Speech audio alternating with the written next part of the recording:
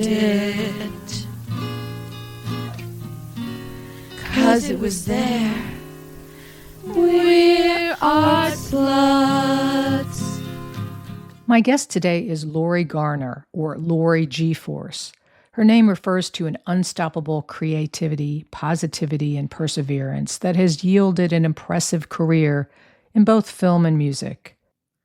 She is credited on over 50 films and television shows, including Stranger Things and The Vampire Diaries, just to name a few. In the 2000s, she pivoted to directing her own films, including Dearly Beloved and Millicent, as well as numerous music videos. Laurie's music career started in the early 90s, a particularly fertile period in the Atlanta music scene, as the original bassist for Baby Phat. She has also performed and recorded with the likes of Sweetheart, Vietnam, Tiger Saucer, and as Laurie G-Force. Let's get to know Laurie G-Force. So I saw your most recent film, The Sea Legs, which has the same woman actress who's also in the Siren song. Is that correct? Madeline is my favorite actress to work with. We sort of have a team, all of us, all of those actors. Madeline, Jim Stacy, Kevin Moe, Chris Burns, John Waterhouse. Like, these are the typical people in my films. I think of it a lot like rock and roll. We get the band together. Exactly. And make a film. We all work in the film industry, so this is what we do for fun, is create. I mean, it's not only what we get paid to do in real life. Right. Or we used to. It's changing. But it's another way we create, and we've all been in bands, and so we understand that ideal world where you gather with your friends and create something. It's like a pure energy. Just the process of creating, I think, puts out energy that's super powerful. So, and I'm sure working with the same people, you have a shorthand where you don't have to go into as much detail explaining what you want. Sure. We gather and we discuss what we're going to do because we all sort of come from the same subculture. Yeah. In Atlanta, we all kind of, there's a shorthand of vocabulary because we all know what we're talking about. We've all seen the movies that inspire this, or the music, or the art. Yeah, so it's really great to work with them because we understand each other. Yeah.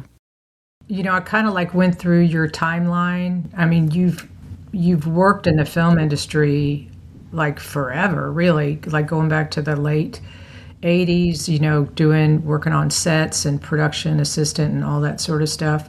And then obviously I know you from music and from bands. Was that always a parallel path, or did sometimes one take precedent over the other? I was a band geek, right? Band nerd. Nice. Playing clarinet and oboe. And I loved the local music scene in Atlanta when I first came to Georgia State. I didn't see myself in that place as a woman, but I was a commercial music major thinking that I would work, on the business side, because I didn't see how playing clarinet would parlay into being in a punk band or a new wave band. So MTV had just come out, and I wanted to make music videos. So a bunch of us took classes at Atlanta Public Access television station and got certified to run the cameras there. And we made the infamous Night Porters music video for Mona Lisa that is lost. Oh, God. No one knows whatever happened to the beta tape. But that was my first introduction into the music scene. And from there, I just kept evolving, and started working on other people's films and going to art school at Atlanta College of Art. And there, I met a whole bunch of other artists. And after art school, we all just naturally started playing in bands. I don't know why that is or was, but it turns out we all became those bands in the early 90s that, King Kill. Yeah. Go Devils? Sure, the Go Devils. Yeah. All those bands. So I wound up in Baby Fat. Yeah. And simultaneously, there wasn't much film industry in Atlanta in the 80s. It started to grow in the 90s, and I started working on films then, but there was like one or two a year, and we all just tried to figure out what we could do to work on them. So we all wore mini hats. Right. And, found our way. I found my way into the art department. But the film industry didn't really solidify here until the late, until around 2008 or so, when we got the incentives and a lot of work came here and we could make it a full-time endeavor. Going back to your most recent film, Sea Legs, which is a mini, is that correct terminology to call it? Sure. I made 3 films on 16 millimeter film. So all 3 of those films were done as part of the Kodak Film Lab 100 feet of film challenge. So each film is made with only 1 can of film, 100 feet of film. Wow.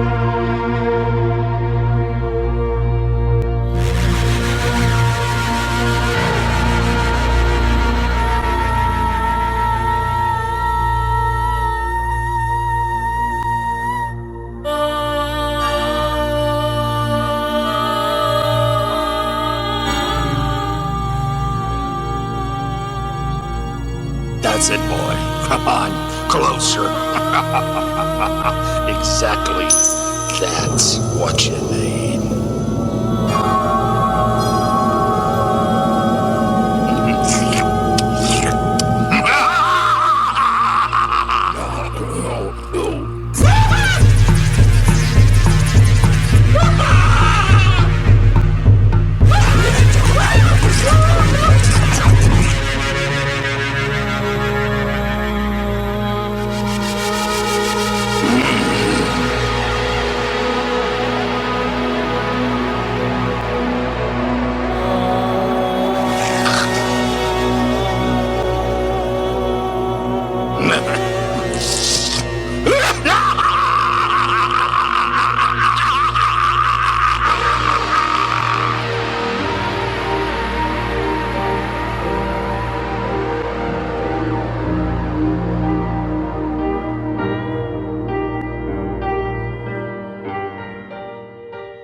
That was the audio from Laurie's 16mm short film, Sea Legs, currently showing in film festivals across the US, UK, and Australia. So 100 feet of film gives you roughly 2.5 minutes of raw footage. So they're very well planned and thought out. Wow. I come up with the script and what we're doing, and then I get with Shane Morton, and he creates the storyboards. And then we sort of animate the storyboards to see how it would flow and what shots we would need. And we have a script supervisor that helped us figure out how many seconds we can spend on each shot. And then we get together for a day of filming and make it happen. And then those 3 films are Dearly Beloved was the first one with Jim Stacy and Madeline and John Waterhouse and Levi Waterhouse. And then we did Millicent. That's a tribute to Millicent Patrick, who was the female creator creatures, especially the creature from the Black Lagoon she's most famous for, but she did many creatures for many movies. And before that, she was an animator at Disney. She did Night on Bald Mountain in Fantasia. So she's just like a power woman that we all love. And she created the creature from the Black Lagoon, the sexiest of the famous monsters.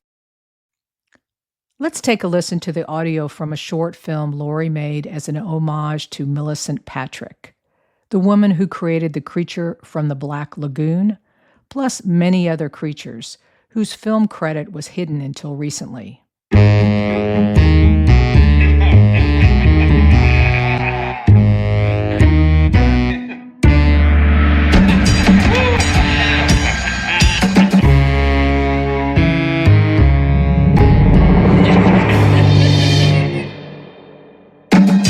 like to show her my Jackson Pollock. Those legs go on forever like War and Peace. Oh, I'd slip my foot in that hush puppy.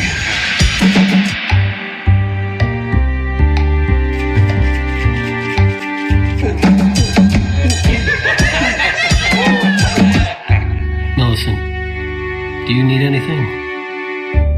Yes, I do.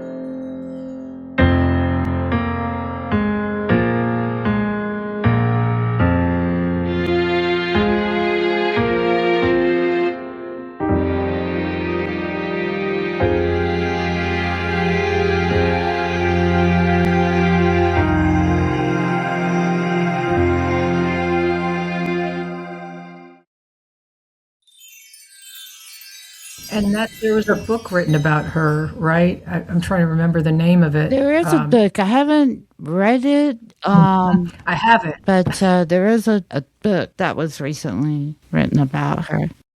Now, let me ask you a question, kind of more in a broad sense. So she's a perfect example of, like, no one knows that she created the creature except for people who are in the art world, right? Yeah. So why is it that women are not recognized? Is it partially because they're not claiming it, or is it industry, or both? Or, like, what's your thoughts on that whole thing? Oh gosh. I know. You know, I think I mean it's something that's been a problem forever, right? I mean, Right. Millicent was a special case. She was so talented. She was so talented that men in the film industry blacklisted her because they didn't like that she was getting all of this acclaim. Oh, It was wow. terrible.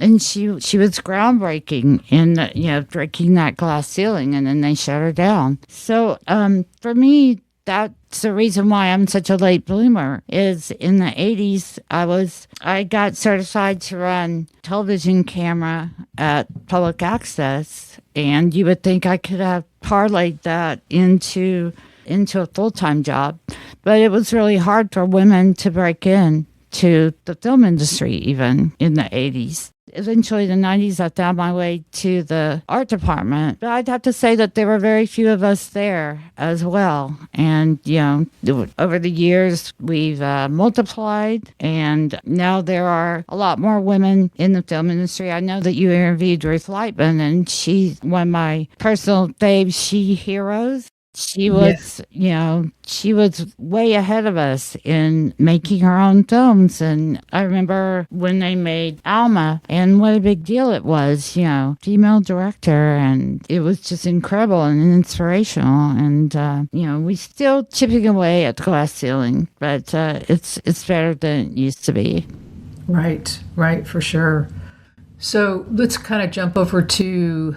I definitely want to hear about Baby Fat, but let me first jump into, there was something you had mentioned that you worked with Dallas Austin on a demo for Tiger Saucer. Great name. After, it wasn't Tiger Saucer, it was Sweetheart. Oh, okay. After you left Baby Fat, were you involved in the industry, the mainstream industry in music in Atlanta also? So after Baby Fat, I started a new band with Toy Lee. Toy, she knew Dallas Austin, and we got to record a demo at Dallas Austin's recording project, DARP. And I'm really proud of that stuff. I think that there was an opportunity to make that bigger than it was, and I just wasn't prepared to do that at that time. If it had worked out, maybe I would have been as in debt as TLC. But instead, I was like, I didn't want to sign away my rights to my songs and different things like that, and I didn't make a deal. Which is the punk rock ethos also at that time. Sure. Yeah. Sure. Do I regret it? Right. No.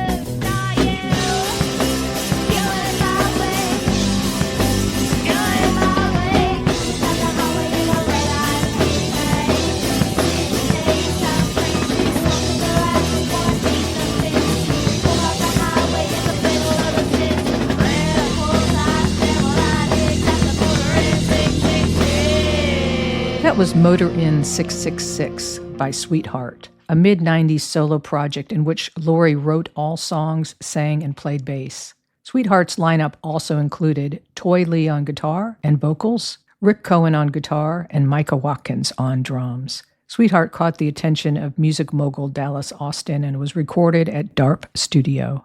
But I do love those songs, and, maybe I should them on Bandcamp. Yeah. Yeah. I think in the modern, younger generation, who I completely appreciate because they give me new energy, but I think there's less of an understanding of like doing it yourself, That's just been my experience, is that that's a little bit more of a foreign concept than when we were coming up in music. The obstacles didn't seem like obstacles. They were just, you're just going to do this differently or work around it or whatever. I don't know. I don't know. It seemed like maybe it's coming out of the 70s latchkey kid thing, that DIY was just what you did. You didn't want people telling you what to do or, right. Making rules. You wanted to do it yourself. Yeah. Let's talk about Baby Fat, who, we always loved you guys, but I really don't know much about how everything started and how you got involved, and if it was your first band or you played before, other than clarinet and oboe. So I had some girlfriends and we talked about starting a band a lot, and I actually bought a bass. So I started learning how to play bass, and they weren't as committed. I guess they just thought we were just talking about it. Right. So I continued to try to learn how to play bass, self-taught. And I had a roommate, Danny Zook. He knew Michelle and Shanali from Nashville. And when Shanali was in law school at Emory and Michelle was coming to Atlanta and they were going to start a band, and Danny said, you should meet these girls, maybe you could be in their band. So I did, and we went and hung out one night, and I actually never auditioned. They were just like, yeah, you're in. And they had a 4 or 5 song demo cassette. And I learned those songs, and we played a couple shows, not real shows, but like at parties, just the 3 of us, kind of looking for a drummer. And we did an open mic, and we borrowed a drummer to play open mic night at Dark Horse. And then we went to REK. We borrowed the drummer from Burning Taxis, Eric Kubner's band, and we... Eric. Yeah, right? And Number one family mover. Number one family movers. And we played on REK, and we openly solicited for a drummer in Atlanta. The drummer we borrowed lived in Nashville. My friend Allison told Mauricio to check us out, and he called us up, and the rest is history. Mauricio came and jammed with us, and that was it. He started playing with us, and then he was with us. Things were so easy back then, you know? Yeah. It's so different.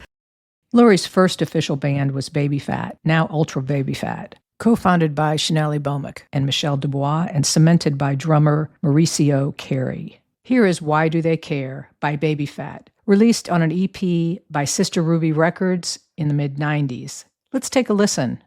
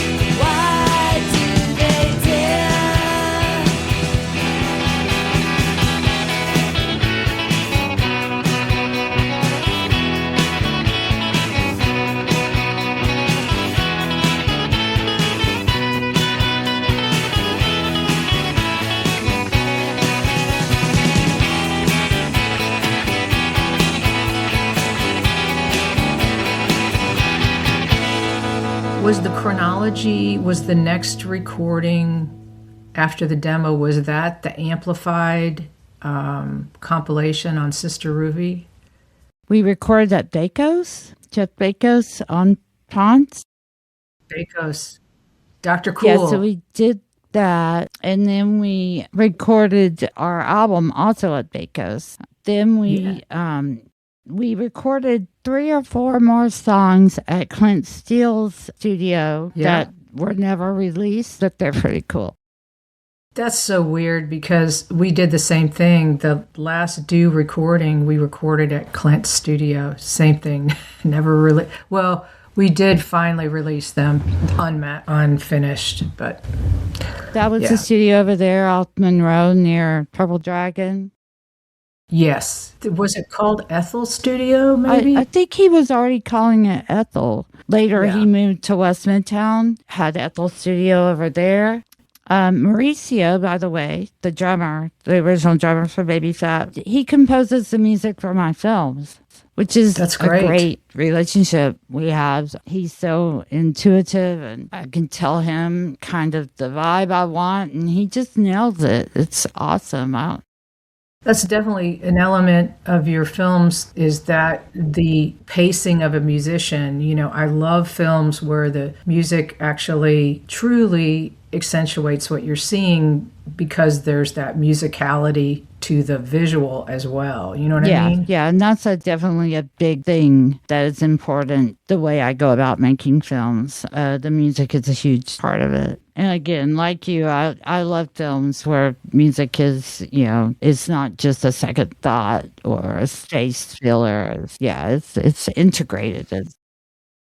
So, like David Lynch or the Siren Song, I just want to make sure I'm understanding correctly. Was that something you recorded that was your solo recording, the music to that? So Mauricio did all of the music except the song in the closing credit. Yeah, that's the one with the song you were talking about. So that one came about, we did a challenge with the Buried Alive Film Festival, where you have 13 days to make a film, and they give you a genre and a thing that you have to have in your film so that they can know that you made it specifically for the festival in that time. And so the genres that you blind picked, and then they used Cards Against Humanity cards for your thing that you had to have in your film. So I picked classic horror as a genre, and then the card I picked for the element you had to have in your film was tentacle porn. I was wondering, because there's like Japanese porn that's like has octopuses and stuff in it. Yeah, tentacle porn. Don't Google it. No. But I think we did it as tastefully as it could be done. And so, that was our first time with Madeline and Tentacle. She was the sea witch in that. Great story. Drown is a song written by Laurie for her band Tiger Saucer that was featured in the 2018 short film Siren Song Isle. Siren Song Isle was directed by Laurie and stars Mad Brumby and Michelle Dubois of Baby Fat. Let's take a listen.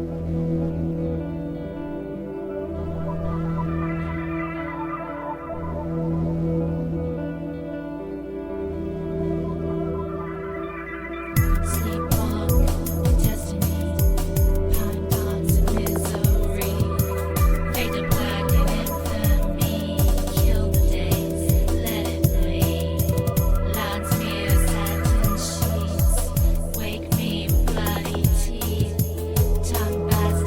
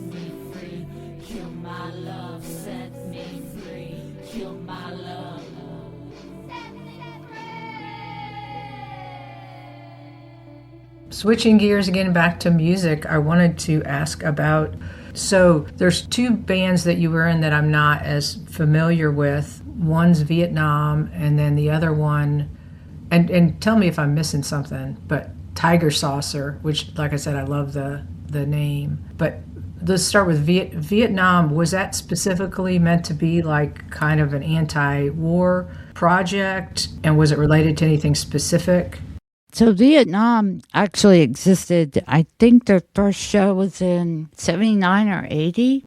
Their first show was opening for PIL and Pylon at the Agora Ballroom. Wow. And that was Dan Satin, and I'm actually not sure who all was in the band. Dana Downs was in the band at one point. Oh. They were Wow. a legendary Atlanta band. Thurston Moore put them on his No Wave cassette compilation back in the early 80s. I had that, so I must have. And eventually, Stan moved to New York City in the 80s. They did other things. It's really Stan Satin's band, primarily his songs. And he came back to Atlanta, and in the Double Aughts, they put out an album with Brian Littlegy on bass. And at some point, they approached me to play bass for them. They had a show coming up for the 25th or 30th anniversary of Wax and Facts at the Variety, and they wanted me to play bass. And so I said, sure. And so we did that, and it was amazing playing with like the Brains and Swimming Pool Cues and Pylon and everybody. So what was your connection to them? Everyone in the band was older than me, but they were the people that I had followed around in the 80s when I was young. They lived in the warehouses down in Castleberry and Hill Texans and all those really super musicians and artists that I thought were so amazing and profound that were older than me when I was young. And so being asked to play bass with them was just an incredible honor. Right. And we started taking it seriously again, and we played so many shows between 2006 and I think the last show we played was the 30th anniversary. It was an REM anniversary we played with Cindy from the B-52s? Yeah, it's Cindy's band and Casper and the Cookies, or Highlight Reenactment Society people, Mitch Easter. Yeah. Let's take a listen to MIA, an anti-war song written by Laurie in the 90s and recorded with the reunited 80s punk band Vietnam in 2010. Vietnam included Stan Satin on vocals and sax, David Dean on moog and vocals, Ken Shank on guitar, David Watkins on drums, and Laurie G-Force on bass.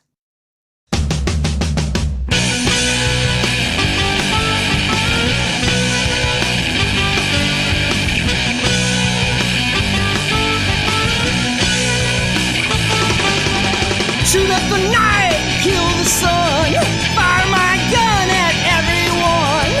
I hate the jungle, I'm on the run. War is hell, peace never comes. Missing in action, missing in action, missing in action, missing in action.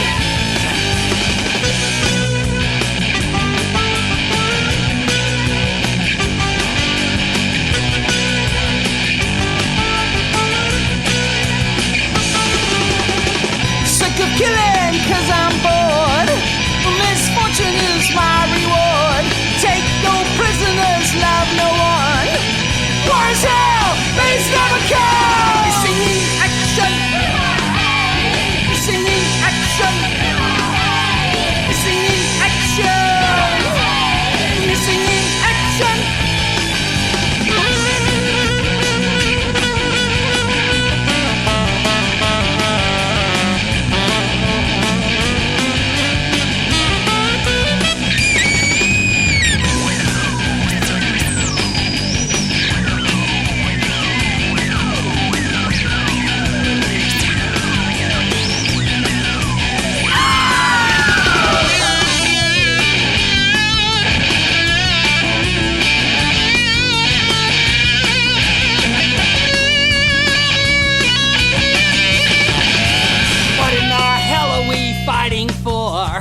liberty, oil, or civil war.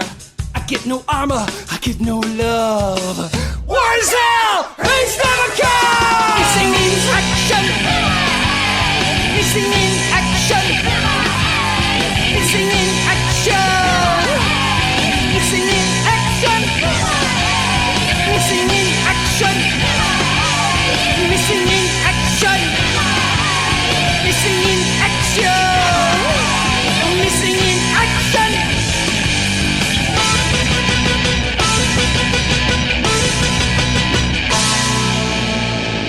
So Laurie G-Force is kind of like that's your moniker. Is that moniker in film and music, or is that like your band?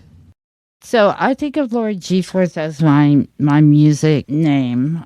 During the baby fat time, I had my first stalkers, and it was frightening. And so after that, it's like I just need a name where people can't look me up in the phone book. These books we used to have where you could look people up. And so that was what I hit on, Laurie G-Force, because part of my personal thing I always did was defy gravity. I was just like, I still am, I guess, even though it's harder these days, always optimistic, like super optimistic, even when it's like ridiculous and these sorts of things. So I always, defied gravity. Right. It's the way I always thought of it. And so that's where that comes from. I love that concept, and that's like so important. Just period. It's so important. They say like longevity is like positivity is the most important thing, even aside from like healthy lifestyle or whatever. It's like the number one thing. Yeah, I feel like hope is being crushed right now, along with creatives, creativity, because they're crushing creatives and the way, and because of how hard it is for creatives to make money at being creative now. Like somehow we went to art school, we found our way. Music really never paid. Not finding a lot of us from art school here in Atlanta, finding our way into the film industry, that became a solid, lucrative, respectable job, with health insurance and retirement and all the things. Right. Now, those jobs are really hard to find, just like my other creative friends, Yeah. The bot are taking that away, and that's the one thing that really separates us, makes us human, is that we create. Otherwise, we're just, I don't know.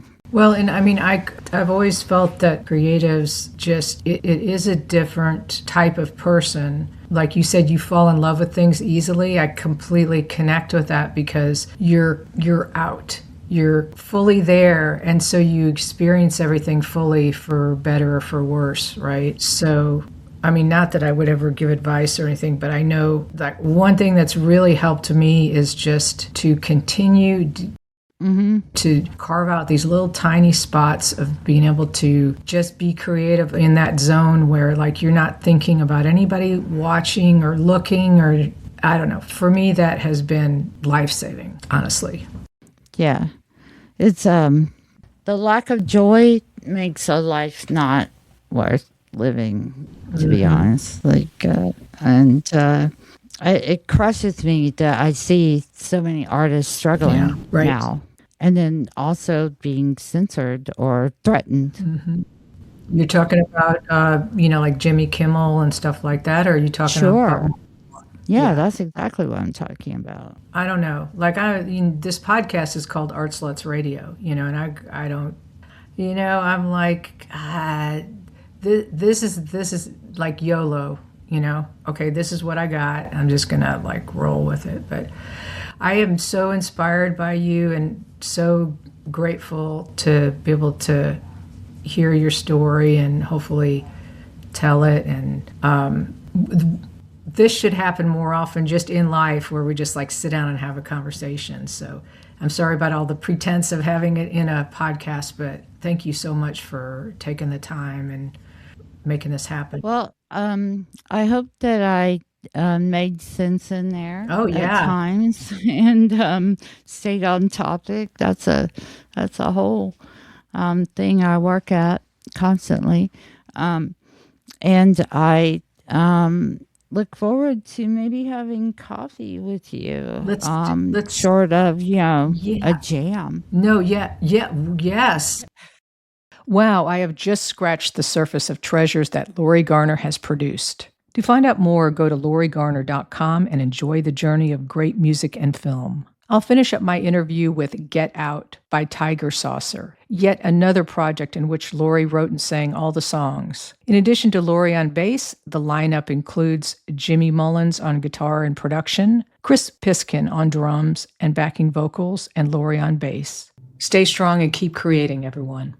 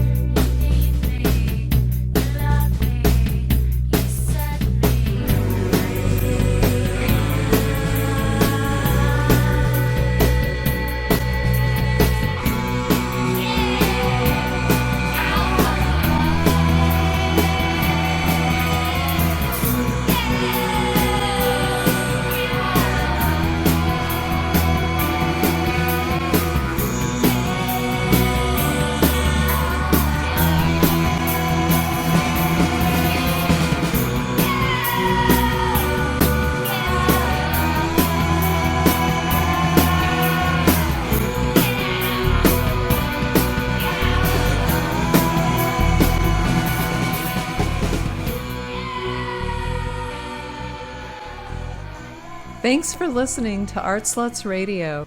Hey, if you identify with the Art Sluts, explore our herstory at artsluts.net. That's ARTSLUTS.net.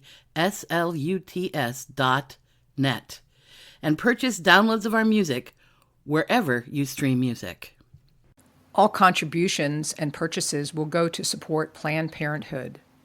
Currently, 21 states have limited access to women's health care, including abortion, and 15 of those have a total ban. Talking about your abortion experience, voting, and donating to support abortion rights will make a difference. I hate